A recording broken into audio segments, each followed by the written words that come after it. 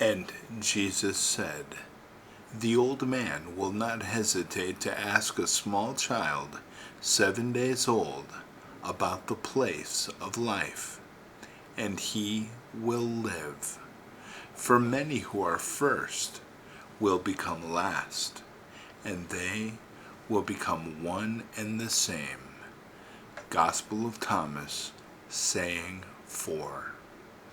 Hey friends, welcome to our journey through one of the most fascinating, controversial, and eye-opening collections of Jesus' words ever found, the Gospel of Thomas. Discovered in 1945 in the Egyptian desert by two farmers, sealed inside a clay jar for nearly 2,000 years, this Gospel isn't like Matthew, Mark, Luke, or John. There is no birth story, no miracles, no crucifixion account.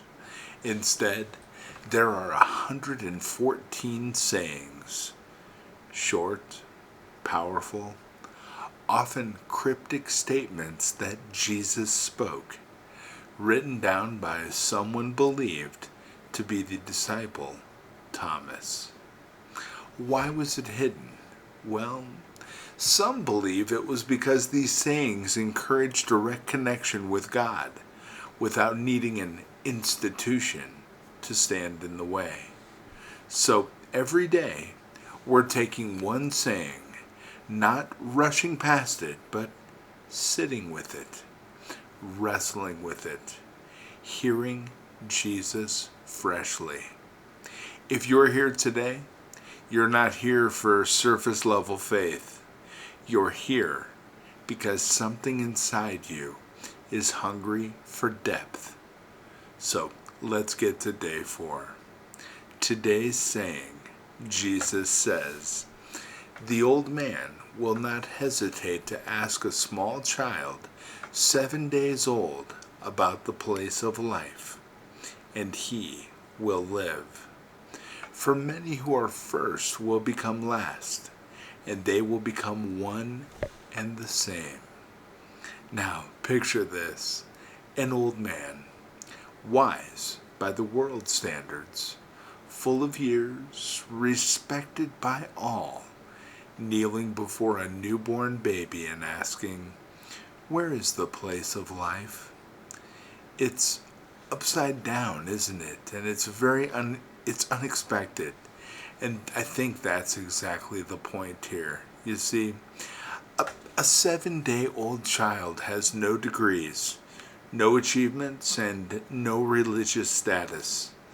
They haven't built walls of pride or pretended they have life figured out. They live purely in the moment.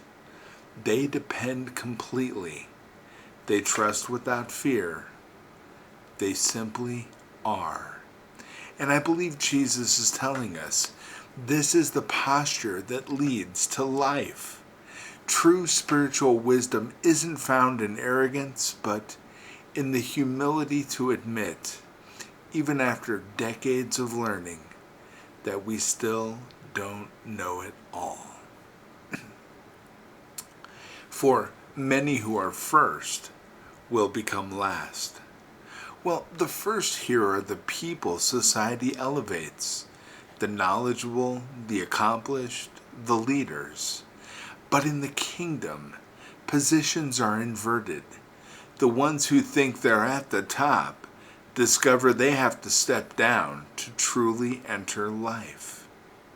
The last, the overlooked, the humble, the open-hearted are often already closer to the truth.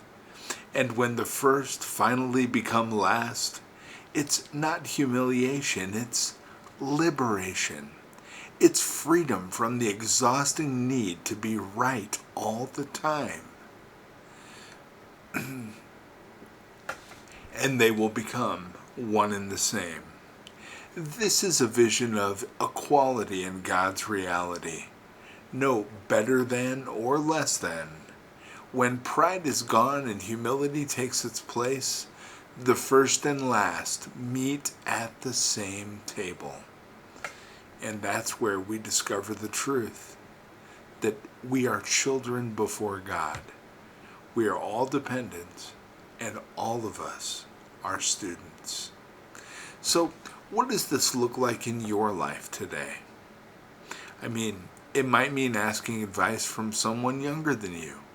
Not because they've lived longer, but because they've lived differently.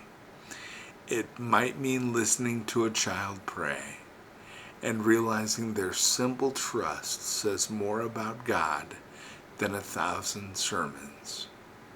It might mean humbling yourself to admit, I was wrong, or I don't know.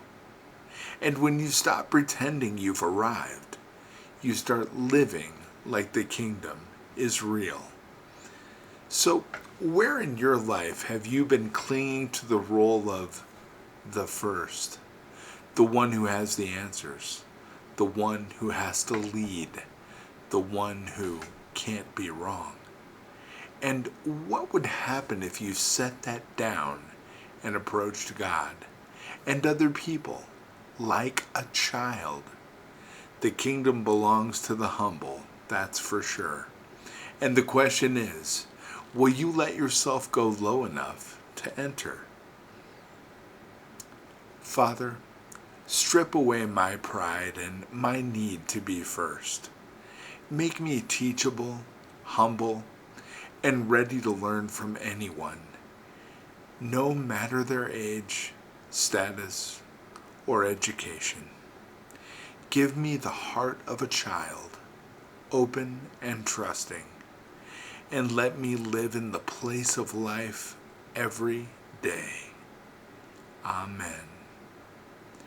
Here's a little whisper for you to carry with yourself today, my friends. The wisest are those humble enough to listen. God bless you.